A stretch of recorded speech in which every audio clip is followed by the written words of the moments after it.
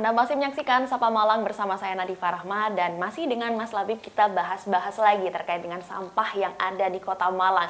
Ini cukup kompleks juga ya, tadi ya mulai dari individu harus tahu kesadaran diri, lalu juga dari pemerintah juga harus memberikan fasilitas yang cukup begitu. Nah, saya ingin tahu cerita dari Mas Labib begitu ya. Mas Labib ini kan juga sering turun juga ke lapangan, ke sungai terkait dengan riset-riset yang ada di sungai, sampah-sampahnya seperti apa. Nah, boleh diceritakan mungkin dari salah satu pengalaman Mas Labib turun langsung ke sungai, apa saja sih sampah-sampah yang sering ditemukan yang ada di sungai, Mas Labib? Oke, jadi untuk riset yang kita lakukan sendiri ya, di tahun lalu kita udah terakhir kali melakukan riset itu, kita menyusuri sepanjang Sungai Brantas Kota Malang, mulai dari batas kota sebelah Dau sampai dengan Kedung Gandang. Gitu. Itu kan daerah aliran Sungai Brantas itu kita menemukan 75 titik timbulan sampah dari kecil, sedang, besar. Kecil itu di bawah 1 meter, sedang itu 2-3 meter, yang paling besar itu 3 sampai ke atas ya, 3 meter ke atas. Nah, untuk yang paling volume paling banyak sendiri itu ada di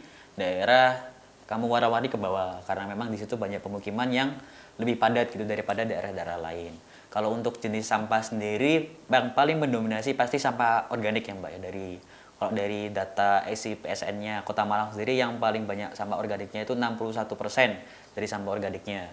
Tapi dari sampah organik sendiri itu kan memang punya pengaruh juga terhadap lingkungannya. Selain dia itu juga menimbulkan bau, kemudian dia juga bisa mempengaruhi keberlangsungan ekosistem sungainya. Nah, yang paling bahaya lagi itu adalah sampah plastik. Itu juga paling banyak sih. Jadi untuk volume atau jumlah secara kuantiti yang paling banyak itu lebih ke sampah saset. Saset itu dia sama sekali tidak bisa didaur ulang. Beda kayak botol, kemudian ada lagi itu PVC kayak sampah botol sampo, kemasan sampo itu masih bisa didaur ulang. Nah, untuk saset sama kantong resek sekali pakai ini sama sekali tidak bisa didaur ulang. Udah. Jadi memang itu yang paling banyak dibuang masyarakat karena tidak ada pengepul atau pemulung yang mau untuk mengambil. Itu. Oke, susah juga didaur ulangnya begitu ya, Mas? Nggak ada tempat daur ulang yang mau untuk mendaur ulang saset. Oh, begitu. Karena oke, dia oke. multi layer.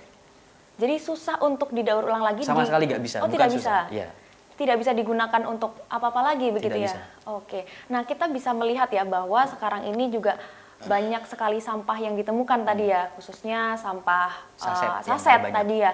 Nah, jika ini dibiarkan terus-menerus dari Mas Labib, apakah ada concern bagaimana untuk kedepannya Kota Malang ini, Mas Labib? Tentu kita bisa lihat dari sisi kepadatan penduduk sendiri banyak pendatang ke Kota Malang ya. Kemudian dari dampak itu pasti volume sampah yang dihasilkan juga akan semakin banyak. Dampak yang paling dirasakan pasti satu banjir. Pasti itu ketika ada luapan debit air sungai itu pasti akan menimbulkan banjir. Kemudian yang kedua ada dampak dari segi lingkungan. Jadi ketika sampah yang kita buang ke lingkungan itu akan kembali ke meja makan kita sebenarnya. Ketika sampah plastik yang dibuang ke sungai, nanti dari waktu-waktu dia secara proses alami akan terpotong menjadi potongan yang kecil-kecil secara mikro, tidak terlihat oleh kasat mata. Jadi dia disebut dengan mikroplastik gitu. Nah, mikroplastik sendiri ketika dia masuk ke hewan kemudian masuk ke air sungai, nanti otomatis secara siklus dia akan masuk ke tubuh kita juga melalui makanan yang kita makan. Dari air sungai yang diambil, kemudian misal ada orang yang mancing di situ, ikannya terkontaminasi mikroplastik, pasti akan ada dampak mikroplastik itu terbawa ke manusia lagi gitu. Soalnya mikroplastik sendiri nggak bisa dicerna oleh masyarakat dan juga tidak bisa dicerna oleh makhluk hidup yang ada di sungai. Karena dia bersifat karsinogenik juga sih Mbak. Sebenarnya untuk dampak secara langsung kalau mikroplastik menyebabkan kesehatan masih belum ada, tapi ada potensi di situ. Kalau membuang sampah di sungai ada dampak ke kesehatan. Mungkin masih belum ada banyak yang tahu ya kalau kita membuang sampah ke sungai itu ada dampaknya ke kesehatan. Oke, jadi dampak jangka pendek maupun jangka panjang. Iya. Dari jangka pendeknya tadi dari banjir, mungkin banjir yang kita sering alami itu bisa jadi karena sampah kita sendiri begitu ya Mas Labib. Dan juga untuk jangka panjangnya tadi ke kesehatan kita seperti itu.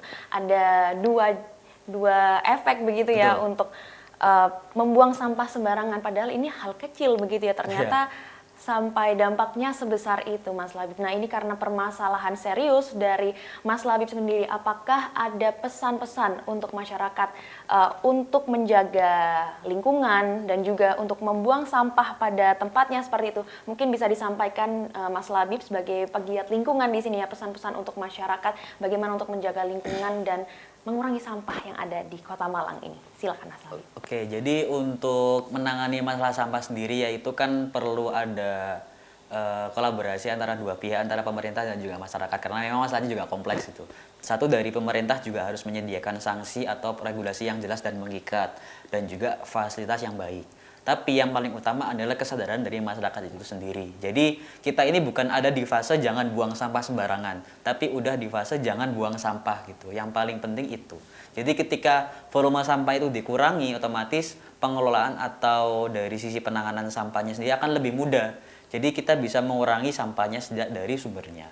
Kalau dari saya, untuk hal simpel yang bikin kita bisa mengurangi sampah ada pengurangi 5 hal.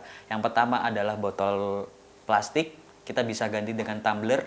Kemudian ada styrofoam, kita bisa ganti dengan tempat makan yang tidak sekali pakai. Kemudian ada sedotan plastik, kita bisa ganti dengan sedotan aluminium. Kemudian ada saset, kita bisa beralih ke kemasan yang lebih bisa didaur ulang. Dan yang ketiga ada kantong plastik sekali pakai, itu kita bisa ganti dengan kantong belanja. Sebenarnya ibu-ibu zaman dulu yang bikin bawa besek, bawa kantong belanja yang dari rotan ke pasar itu adalah contoh yang baik. Jadi kita harus kembali ke arah sana. Dulu sebelum banyak ada plastik, kita udah bikin gerakan yang ramah lingkungan daripada sekarang justru. Jadi kita bisa kembali ke kebiasaan-kebiasaan gaya hidup yang lebih baik daripada harus membuang sampah itu. Nah, dari 5 bahan ini yang paling utama sih Mbak. Soalnya kenapa dari 5 bahan ini itu yang satu paling tidak bisa didaur ulang sama sekali. Kemudian dia juga ada alternatif lain yang lebih ramah lingkungan. 5 bahan ini sih. Tadi ada botol, kemudian styrofoam, ada sedotan plastik, ada saset, dan juga ada kantong plastik sekali pakai. Oke, berarti sekarang ini memang kita juga harus mengaca ke zaman dahulu begitu. Betul. Ya. Ternyata cara-cara tradisional pun lebih baik untuk lingkungan kita. Teknologi yang ada saat ini pun juga ternyata ada baik dan buruknya. Jadi kita harus sebagai masyarakat kita harus memilah begitu ya. Betul. Baik buruknya seperti apa. Dan juga tadi ya yang disampaikan oleh Mas Labib, saya ada highlight kata-katanya. Sekarang bukan jangan buang sampah sembarangan, tapi jangan buang sampah. Betul. Dengan mengurangi sampah, karena sekarang volume sampah di Kota Malang sendiri juga sudah banyak dan menumpuk. Nah saudara, memang mengurangi sampah memang bukan hal yang sulit untuk dilakukan, tapi jika tidak konsisten untuk dilakukan tentu juga akan menimbulkan permasalahan-permasalahan baru.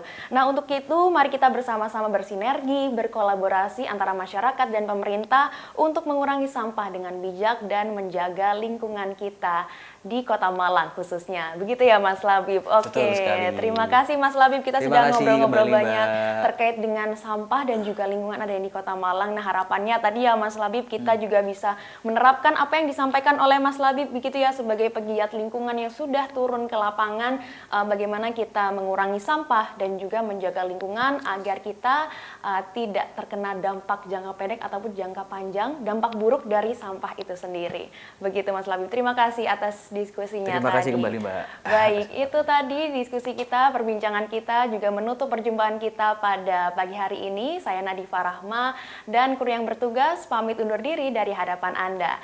Jangan lupa saksikan terus Sapa Malang di Kompas TV, independen terpercaya. Sampai jumpa.